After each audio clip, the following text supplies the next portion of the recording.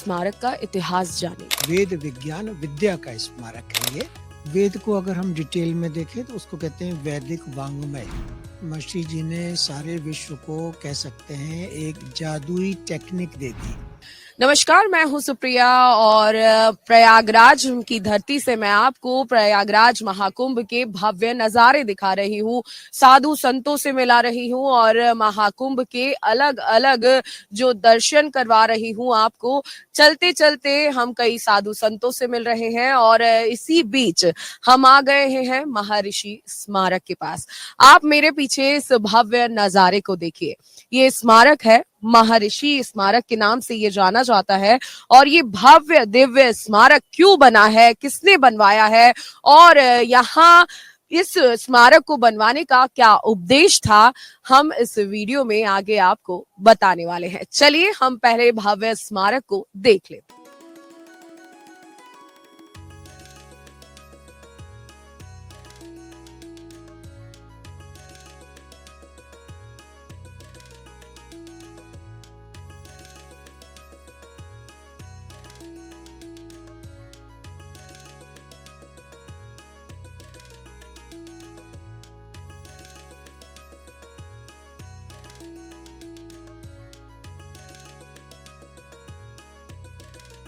महर्षि स्मारक पे हम खड़े हैं और इधर से हमें पूरा प्रयागराज दिख रहा है और महाकुंभ का भव्य नजारा भी दिख रहा है।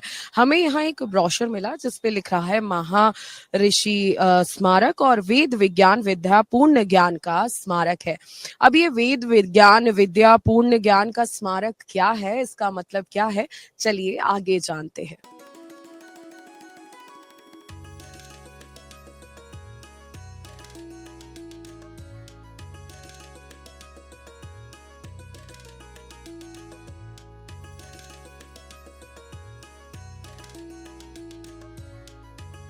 प्रयागराज का महर्षि स्मारक तो हमने आपको दिखा दिया, बहुत ही भव्य है, दिव्य है।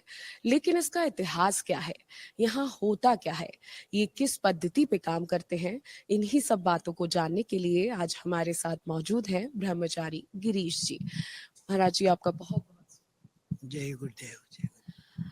महर्षि स्मारक की बहुत चर्चा है, लोग जानना चाहते हैं कि किस पद्धति से यहाँ काम होता है, क्योंकि बहुत युवा वर्ग है वो यहाँ जुड़ा हुआ है, आपके साथ जुड़ता है। सबसे पहले हम इस स्मारक का इतिहास जानेंगे। स्मारक का इतिहास जो है वो कह सकते हैं कि अनादि है और आगे अनंत रहेगा, क्योंकि ये ज्ञान का इतिहास है। वैदिक ज्ञान जिसको कि पूर्ण ज्ञान बोलते हैं। तो महर्षि जी जो थे वो वेद के ही बने हुए थे। जीवन भर उन्होंने ज्ञान के क्षेत्र में कार्य किया।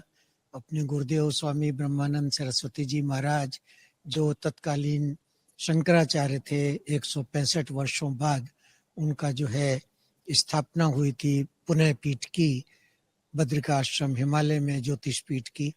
उनके साथ उन्होंने लगभग 13 वर्ष छाया की तरह जो है वो बिताए थे और जो ज्ञान प्राप्ति हुई उसको लेके महर्षि जी पूरे विश्व में 124 देशों में यात्रा अनेकों बार करके और इस ज्ञान की जो ध्वजा है उसको उन्होंने फहराया। अब जो जाना फिजिकली तो हर एक को जाना ही होता है, तो ये हुआ कि चलो फिजिकली शरीर तो जाएगा, लेकिन ये ज्ञान को जो है वो कंटिन्यू रखा जाए, निरंतरता इसमें बनी रहे। तो महर्षि जी के नाम का जो है इसका नाम हम लोगों ने दिया महर्षि स्मारक। वेद विज्ञान विद्या का स्मारक है ये। तो यहाँ से जो है आइडिया ये है कि हमेशा हमेशा के लिए ये स्थापित रहे और इस स्थान के माध्यम से अपने लाखों लोगों को, करोड़ों लोगों को ज्ञान दिया जाता रहे। ये महर्षि आश्रम में स्थित है। बहुत अच्छी बात यह है कि संगम तट पर स्थित है। हमारे ईस्ट में यहाँ सामने गंगा जी प्रवाहित हो रही हैं, संगम से मुश्किल से आधा किलोमीटर दूर। और फिजिकल स्ट्रक्चर अगर देखें तो ये जैसलमेर स्टोन का बाहरी बना है, अंदर के पिलर और जो डोम बना है ये प्योर मकराना संगमरमर का बना हुआ है। इसका 88x88 का जो है वो गर्भगृह कहें इसको या स्मारक कहें, और ऊपर में जो इसकी ऊंचाई है वो करीब 100 फुट की है। ध्वजा अलग है और जो शिखर है वो अलग है। यहाँ पर हम लोग अभी एक महर्षि लोक की स्थापना करने जा रहे हैं। बाहर में एक स्तंभ देखा होगा, वो स्तंभ हम लोगों ने एक संकल्प के रूप में स्थापित किया है कि महर्षि लोक का संकल्प स्तंभ है वो। यहाँ के जो ज्योतिष पीठ के वर्तमान शंकराचार्य हैं वासुदेवानंद सरस्वती जी महाराज, उन्होंने आकर के इसका जो अनावरण किया 15 जनवरी को किया है।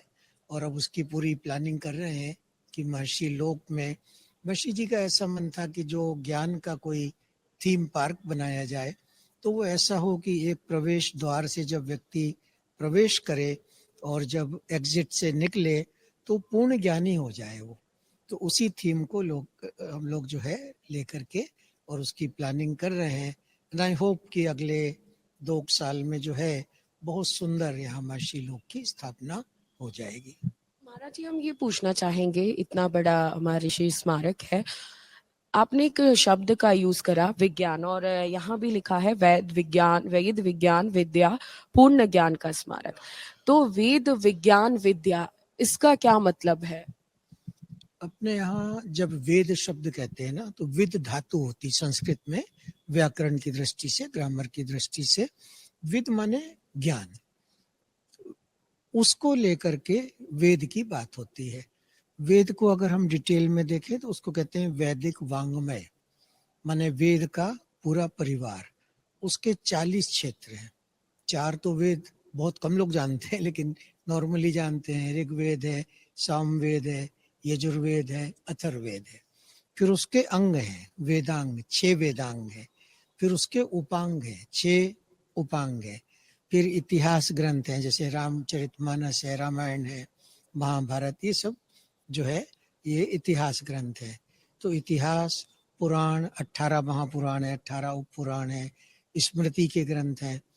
फिर उसके बाद में नीचे चलते हैं तो 6 प्रातिशाख्य ग्रंथ हैं और 4 अपनी संहिताएं जो है वो उपवेद की संहिताएं हैं, जिसमें आयुर्वेद है, गंधर्व वेद है, फिर स्थापत्य वेद है और धनुर्वेद है।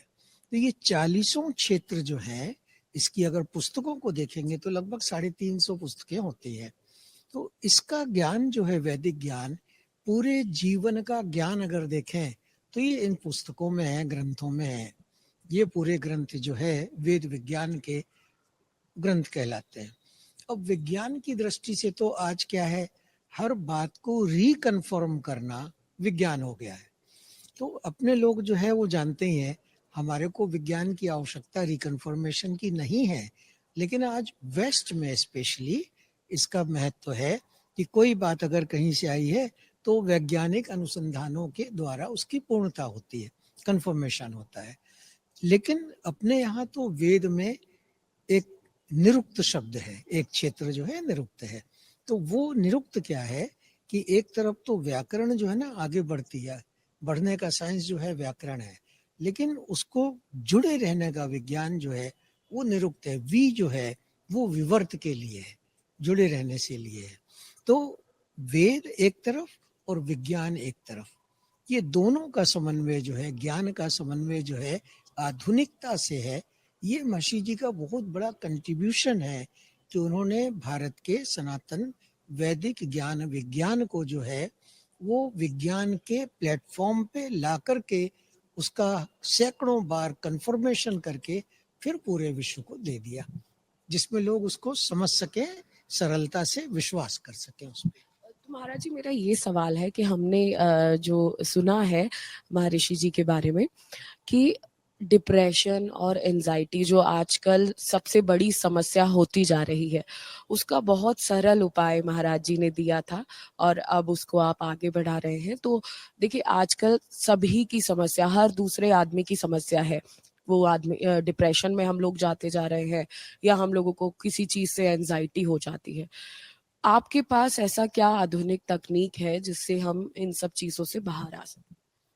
महर्षि जी ने सारे विश्व को कह सकते हैं एक जादुई टेक्निक दे दी, जिसको विश्वव्यापी रूप में भावातीत ध्यान, ट्रांसेंडेंटल मेडिटेशन के रूप में जाना जाता है। ये लगभग 150 देशों में इसका प्रचार प्रसार, शिक्षा, सिखाना सब हुआ। ये बहुत प्राकृतिक टेक्निक है, नेचुरल टेक्निक है, बहुत इजी है, सरल है और स्वाभाविक है, नेचुरल है। ये कुछ भी नहीं है। इसको 5 दिनों में 1-1.5 घंटे प्रातः संध्या जो है वो अपने सीख लेते हैं कभी भी करके, और फिर आजीवन इसको कर सकते हैं। उसमें एक बहुत सरल है, एक शब्द है, एक मंत्र है, दिया जाता है, और उसको बैठ के प्रातः काल में 15-20 मिनट, शाम को 15-20 मिनट कर लें। तो ये एक तरह से एक समझने के लिए कह सकते हैं कि ये वॉशिंग मशीन हो जाती है। 12 घंटे में जितना स्ट्रेस इकट्ठा होता है वो सब इसको ध्यान करने से चला जाता है, डिजॉल्व हो जाता है। फिर अगले 12 घंटे के लिए हम फ्रेश हो जाते हैं, फिर करते हैं शाम को, फिर फ्रेश हो जाते हैं। तो ये भावातीत ध्यान की जो टेक्निक है, ये विश्व भर में इसके हजारों ट्रांसेंडेंटल मेडिटेशन के टीचर हैं, भारत में टीचर हैं, लगभग 300 शहरों में भारत में ये लोग उपलब्ध हैं, और इसके बहुत बेनिफिट हैं। 700 साइंटिफिक रिसर्चेस अभी तक जो है वो इसमें हुई है। 245 डिफरेंट रिसर्च इंस्टीट्यूशंस में, गवर्नमेंट बॉडीज में, मिनिस्ट्रीज में, करीब 45 देशों में ये पब्लिश्ड है। करीब करीब 6000 पेजेस में बड़े बड़े वॉल्यूम्स हैं इसकी, 8 वॉल्यूम्स पब्लिश हुई है। और अभी तक भावातीत ध्यान के अलावा किसी भी ध्यान की पद्धति पर ऐसी रिसर्च नहीं हुई है। तो ये बहुत अच्छी बात है जो है कि इस तरह की रिसर्चेज हुई है। इसमें डिप्रेशन में फ़ायदा, लोगों की एंजाइटी जो है कम होती है, स्टूडेंट्स की गेनिंग ग्रास्पिंग जो पावर है, एबिलिटी है, वो बढ़ जाती है। हम लोगों ने बहुत जेलों में सिखाया विश्वव्यापी रूप में, तो रिहेबिलिटेशन प्रोग्राम एक है महर्षि जी का, उसमें लाभ होता है। महर्षि कॉर्पोरेट डेवलपमेंट प्रोग्राम है जिसको सिखाते हैं तो कंपनियों की ग्रोथ अच्छी हो जाती है, कंपनीज के एग्जीक्यूटिव्स का तनाव कम हो जाता है। हम लोगों ने एक समय में पूरी दिल्ली में सिखाया था, 56,000 पुलिसकर्मी, ऑफिसर्स, एसपी, सीबीआई में सिखाया जब वो पंजाब का टेरर का प्रॉब्लम चल रहा था। तो एक होते थे विजय करण जी, उस समय क्या कहलाते हैं, कमिश्नर, दिल्ली पुलिस कमिश्नर, तो उन्होंने अरेंज किया था। तो ये विश्वव्यापी हर क्षेत्र में इसका लाभ है, वो सबको करना चाहिए। 15-20 मिनट प्रातः संध्या जो है, इतना ही समय चाहिए है, और ये सारे स्ट्रेस को वॉश आउट कर देता है। और खाली वॉश आउट नहीं कर देता, प्रिवेंट कर देता है। सबसे बड़ी बात है कि इस तरह के स्ट्रेस आए नहीं अपने जीवन में, उसकी रोकथाम हो जाती है। तो ये बड़ी सुंदर, बड़ी सिंपल टेक्निक है, और इट डजंट कॉस्ट मच। एक बहुत छोटा सा अमाउंट कोई लिया जाता होगा, उसको लेकर के, और हर कोई कर सकता है। इसके लिए हिमालय में जाके एक पाँव से एक हाथ खड़ा करके ऊपर तपस्या करने की आवश्यकता नहीं है। अपने घर में कंफर्टेबली कुर्सी पे, सोफे पे, दरी पे, चादर पे, कहीं भी बैठ करके इसको जो है ध्यान का अभ्यास कर सकते। महाराज जी, मैं ये पूछना चाहूंगी कि महर्षि भावातीत ज्ञान सीखने में कितना समय लग जाता है और हम कितना समय या कितनी देर में ये चीज सीख सकते ये बहुत सरल टेक्निक महर्षि जी ने दी है भावातीत ध्यान सीखने के लिए। पहले दिन जो है समझा दिया जाता है कैसे इसकी प्रक्रिया है करने की, और दूसरे दिन जो है प्रातःकाल में सामान्यतः जो है वो सिखा दिया जाता है। इसमें 5 दिन तक 1.5 घंटे चाहिए होते हैं, और उसके बाद आप इसको जीवन भर करते रहें। हमारे जो टीचर्स हैं वो second day, third day, fourth day checking कर लेते हैं कि आपकी प्रक्रिया आपको समझ में आ गई है और आप इसको ठीक से कर रहे हैं। बस इतनी चाहिए।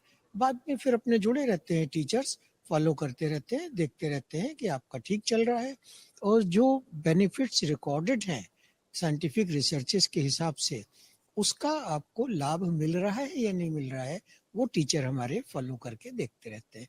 तो केवल 5 दिन चाहिए, 1.5 घंटे रोज चाहिए, एंड दैट्स इट। फिर आप जीवन भर करिए। हैं। तो अभी एक सवाल आता है कि अगर मुझे भावातीत ज्ञान सीखना है तो मैं कहाँ आऊँ, कहाँ से सीखूं, कहाँ पहुंचूं? यहाँ कर सकते हैं महर्षि आश्रम में प्रयागराज में। अगर आप किसी और शहर के हैं बताइए, वहाँ पे टीचर्स हैं। 300 शहरों में अपने शिक्षक हैं, महिलाएं भी हैं, पुरुष भी हैं।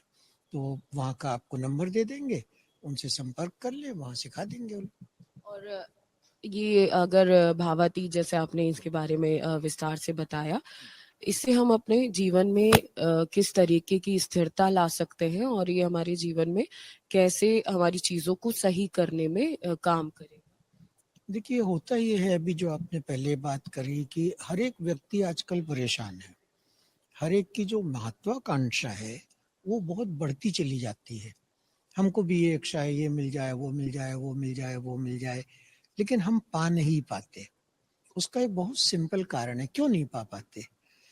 गोस्वामी तुलसीदास जी ने एक बड़ी सरल चौपाई लिखी रामचरितमानस में। उन्होंने कहा, जो इच्छा करी हो मन माही, प्रभु प्रताप कछु दुर्लभ नाही। उन्होंने ये नहीं कहा कि जो इच्छा करी हो सर माही, मस्तिष्क के स्तर पर नहीं, मन के स्तर पर। मन का जो सूक्ष्म स्तर क्या है? चेतना है।